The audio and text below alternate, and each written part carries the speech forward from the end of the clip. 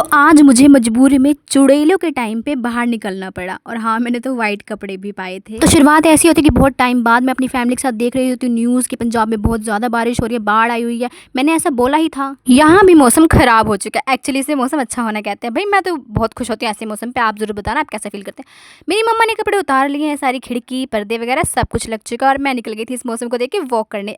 नहीं नहीं भाई, हमारे पेरेंट्स इस टाइम में हमें बाहर नहीं जाने देते इस मौसम में। तो मेरे को कुछ सामान लाना था इसलिए मुझे बाहर आना पड़ा और मेरे पेरेंट्स को मार्केट का नहीं पता तो मुझे ही आना पड़ा।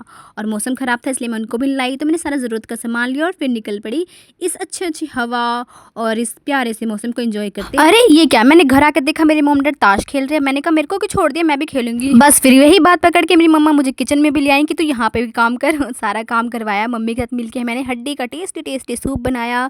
ये दिखने में जितना यम्मी उतना खाने में भी काफ़ी टेस्टी और हेल्दी था। मौसम पहले ठंडा है इसलिए हमने सिर्फ एक ही पंखा चलाया और हाँ, हमारा खाना जल्दी ठंडा ना हो जाए इसलिए भी।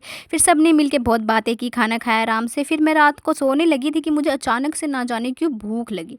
मैंने इसको सब कुछ देखा, मुझे कहीं कुछ खाने के लिए नहीं मिला लेकिन भूख तो लगी थी। फिर मैं इतनी रात को निकल गई बाहर और बहुत रात हो गई थी। इस टाइम तो चुड़ैलें बाहर निकलती है और मैं निकल पड़ी थी और वही वाइट ड्रेस में। तो इससे पहले कि कोई मुझे इस वाइट ड्रेस में देख के सचमुच चुड़ैल समझे और सुबह ये अफवाह फैल जाए कि फलाने की बेटी वाइट ड्रेस पहन के आधी रात को चुड़ैल बन के घूम रही थी, चुड़ैल शब्द वो ज़रूर लगाएंगे।